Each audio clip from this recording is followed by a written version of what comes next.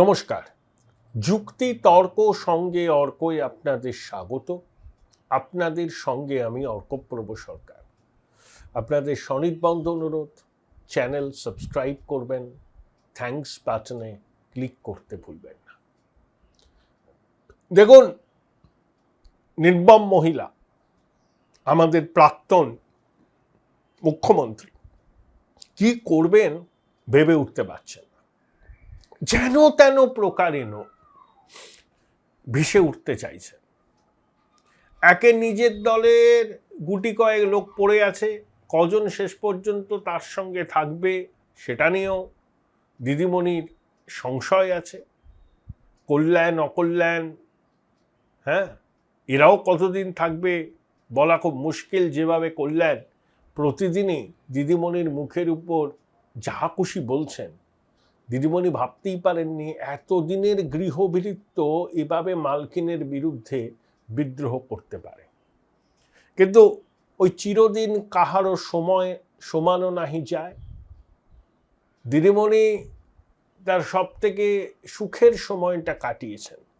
এই 15 বছর সুখের সময় যা খুশি তাই করেছেন, লুট করেছেন। ভাইপোকে বলেছেন লুটে নে বাবু, লুটে নে। তো এখন আমোছালা দুটোই গেছে। জনগণের গণতান্ত্রিক থাপ্পড় খেয়ে 14 তলা থেকে একেবারে মাটিতে গিয়ে পড়েছেন। দল ভেঙে গেছে।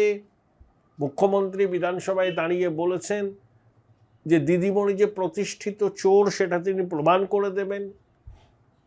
একই সঙ্গে শুভেন্দুবাবু ভাইপোকে নাম না করে বলেছেন বড় দরের চিটিংবাজ, একবার জেলে ঢুকলে আর বেরোতে পারবে না।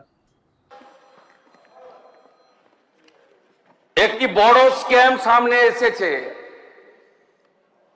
ভাইপোর সেবাশ্রয় ক্যাম্পে স্ক্যাম। এই ছবিগুলো দেখুন। এই চিটিংবাজটা দেখুন, বাচ্চাটার হাত গেছে। দেখুন,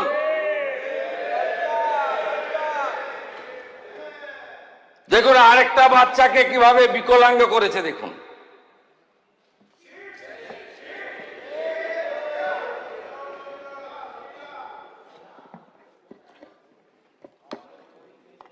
এই দিদির পাটা গেছে। দেখুন,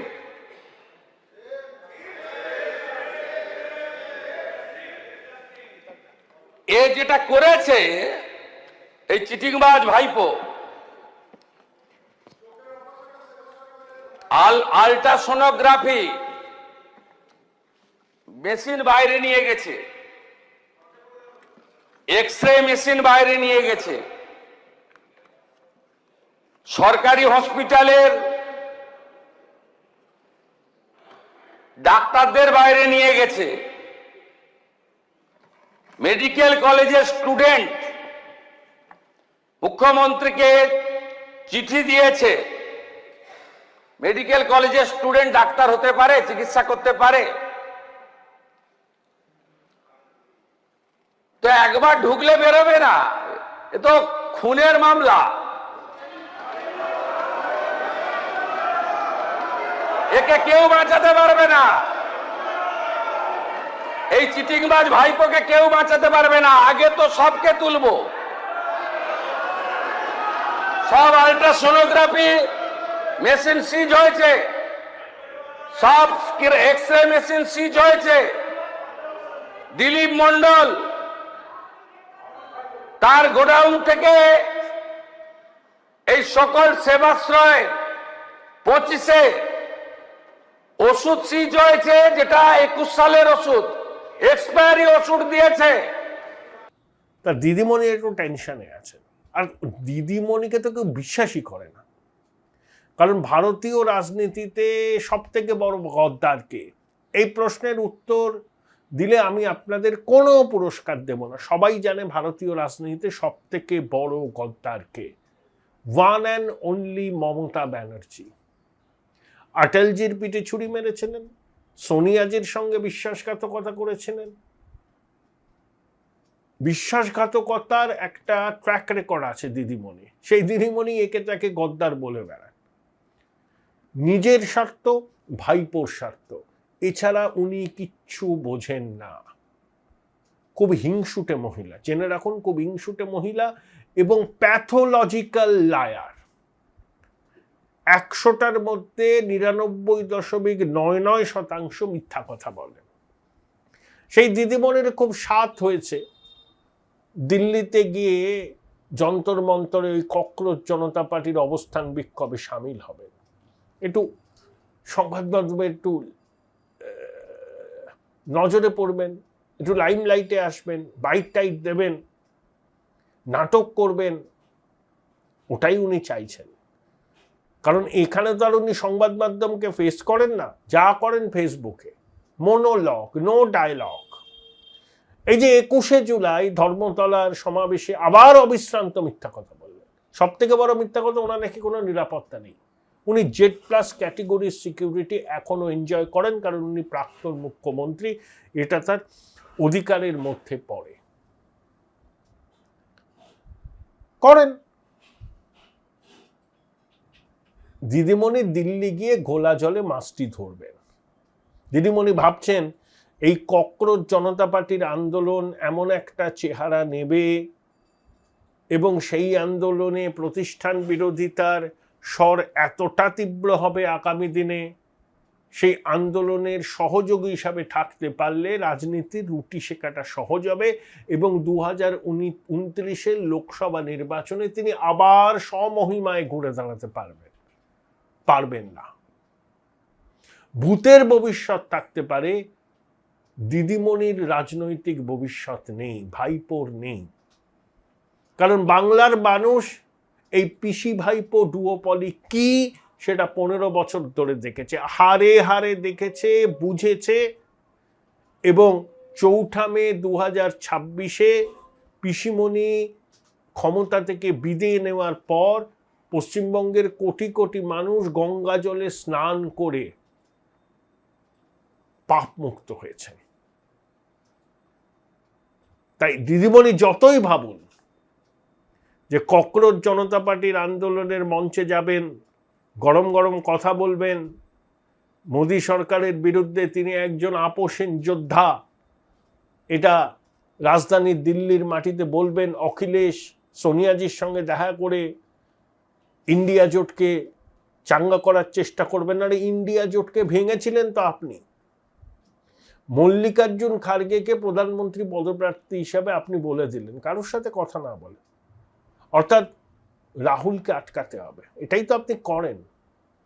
আপনার জন্যই নীতিশ কুমার ইন্ডিয়া ব্লক থেকে ছেড়ে বেরিয়েছিল। আপনার কাজটাই ছিল ইন্ডিয়া ব্লককে ভিতর থেকে দুর্বল করা। সবাই জানে এটা, কেউ, nobody trusts you. সোনিয়াজি, Rajib Gandhi আপনাকে স্নেহ করতেন, তাই দয়া পরবশত হয়ে আপনার সঙ্গে কথা বলেন, আপনাকে একটা প্রস্তাবও দিয়েছেন। রাহুল গান্ধী আপনাকে সহ্য করতে পারেন না, কারণ রাহুল গান্ধী জানেন আপনার খেলাটা কি। এ রাজ্যে কংগ্রেসকে দুর্বল করেছেন, কংগ্রেসকে ভেঙে। জাতীয় স্তরে রাহুল গান্ধীকে হেয় প্রতিপন্ন করার জন্য আপনি চেষ্টার কোনো কসুর করেননি। প্রথম থেকে ইন্ডিয়া ব্লককে দুর্বল করার চেষ্টা করেছেন, এখন হেরে গেছেন, লোকজন নেই। ওই যে ঠেলায় পড়লে গোয়ালা ঢেলা বয়, ঠেলায় পড়লে বিড়াল গাছে ওঠে, এখন দিদিমণি বন্ধু খুঁজে বেড়াচ্ছেন। সোনিয়া গান্ধী তার খুব প্রিয় হয়েছে। একবার বলেছিলেন না, দিল্লিতে আসলেই কি সোনিয়াজির সঙ্গে দেখা করতে হবে? এখন নিজেই সোনিয়াজির সঙ্গে দেখা করবার জন্য ব্যাকুল। আর অখিলেশ তো আছে, কেজরিওয়াল তো আছে, একটু ঘোঁটটোট পাকাবেন, একটু ফুটেজ খাবেন। আর এই যে ককরোচ জনতা পার্টির আন্দোলন সমাজ মাধ্যম থেকে রাজপথে নেমে এলো, এত অল্প সময়ের মধ্যে এত বড় একটা আন্দোলন সংগঠিত হয়ে গেল, কিভাবে পয়সা এলো, কে পয়সা দিল, ক্রাউড ফান্ডিং হলো কি, নাকি বিদেশি শক্তির মদত আছে, যেভাবে বাংলাদেশ এবং পাকিস্তান থেকে উস্কানি দেওয়া হচ্ছে, বিভিন্ন ব্লগাররা সমাজ মাধ্যমে বলছেন, এ তো ভাই প্রশ্ন জাগবেই। ডাল মে জরুর কুছ কালা হ্যায়। আর দিদিমণি তো গোলা জলে মাছ ধরবেনই। এই রাজ্যে তিনি তোষণকে শিল্পের পর্যায়ে নিয়ে গেছিলেন, অনুপ্রবেশকারীদের মদত দিয়েছেন, র্যাডিক্যাল লোকজনদের মাথায় তুলে রেখেছেন। সিমির একজন প্রতিষ্ঠাতা সদস্যকে রাজ্যসভায় পাঠিয়েছিলেন, আমরা সব জানি। এবং ধর্মতলার মঞ্চ থেকে বলেছিলেন একটা সম্প্রদায় যদি এক হয় সামলাতে পারবেন তো। ভয় দেখিয়েছিলেন সনাতনীদের। সনাতনীরা একজোট হয়ে আপনাকে এমন গণতান্ত্রিক থাপ্পড় মেরেছে, আপনি আপনার দুকুলি হারিয়েছেন। মরিয়া হয় নাকি আবার গোলা জলে মাছ ধরবেন? আর ওই ছাত্র যারা আছে তারা আপনাকে চেনে, হারে হারে চেনে আপনি যে কি চিজ। যাচ্ছেন একটু অক্সিজেন পেতে, সবাই তো আপনাকে ভুলে গেছে। দিল্লির সংবাদ মাধ্যম আপনাকে নিয়ে আর ভাবিত নয়। হঠাৎ করে আপনাকে ওখানে দেখলে পরে কৌতূহল বশত, আগ্রহ বশত তারা দু একটা প্রশ্ন করবে এবং আপনি ভুল ইংরেজি এবং ভুল হিন্দিতে অবিশ্রান্ত মিথ্যা কথা বলবেন। এটা জানি আমরা। সেসব করতেই যাচ্ছেন, যদি শেষ মুহূর্তে যান, নাও যেতে পারেন। যদি দেখেন ওখানে গিয়ে খুবটা সুবিধা টুবিধা হবে না, যাবেন না, আমার মনে হয় যাবেন। আর যদি খবর পান না, গেলে প্রেসকে দেখে কিছু বলা যাবে, কিছু ফুটেজ খাওয়া যাবে, একটু ভেসে থাকা যাবে, সোনিয়াজির সঙ্গে দেখা করে কিভাবে এগোনো যায়, ছকের সলতেটা পাকানো যাবে, তাহলে যাবেন। যাচ্ছেন ঘোলা জলে মাছ ধরতে।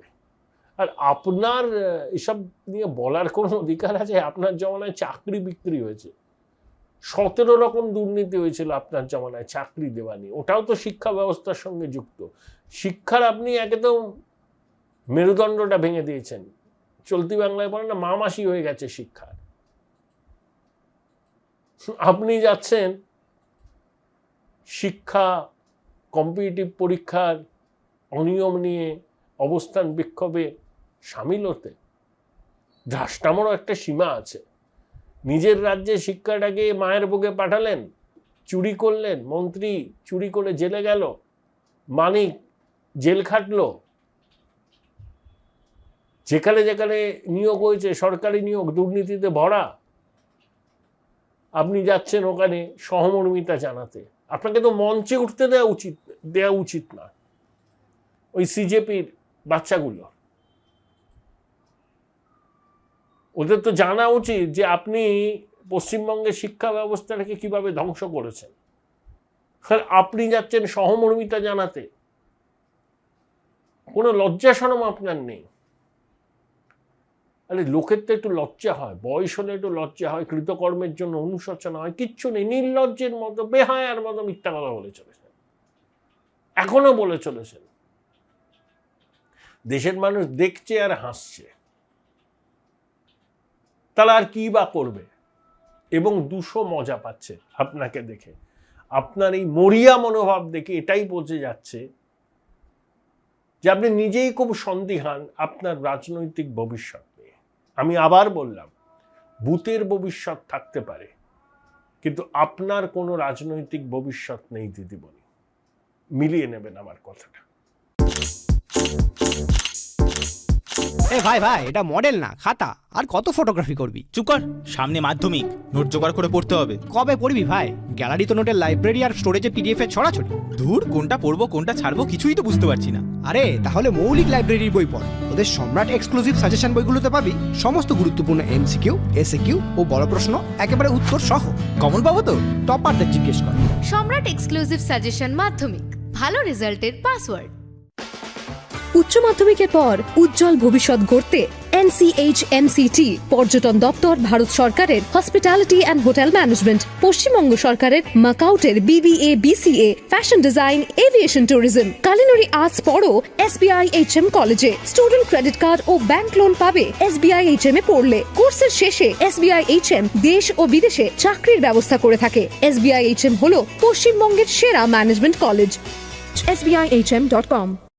বোলপুর শহরের কোলাহল থেকে মাত্র 20 মিনিট দূরেই রয়েছে সুন্দর রিসর্ট, যেখানে পেয়ে যাবে স্পেশিয়াস আর এস্থেটিক্যালি ডিজাইন রুম। তোমরা যারা গ্রুপে যাও তাদের জন্য আছে কমফোর্টেবল গ্রুপ স্টে অপশন, আর কাপলদের জন্য রয়েছে লাক্সারিয়াস সুইট রুম, তার উপর আবার ফ্ল্যাট 10% অফ। এখানে প্রকৃতির মাঝে তোমরা পেয়ে যাবে একটা সুন্দর সুইমিং পুল, ছোটদের জন্য প্লে এরিয়া আর একটা এস্থেটিক সেলফি কর্নার।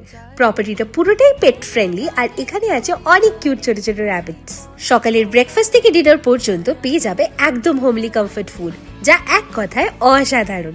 বেঙ্গলি কুইজাইনের সাথে সাথে পেয়ে যাবে চাইনিজ আর নর্থ ইন্ডিয়ান অপশন। বিকেলে বনফায়ারের আলো, বন্ধুদের সাথে আড্ডা আর খোলা আকাশের নিচে গ্রাম বাংলার হাওয়া, পুরোটাই এক অপরূপ অনুভব। তাহলে বলো তোমরা কবে প্ল্যান করছো এই পিসফুল এসকেপটা? And don't forget to follow miss cupcake for more such travel updates.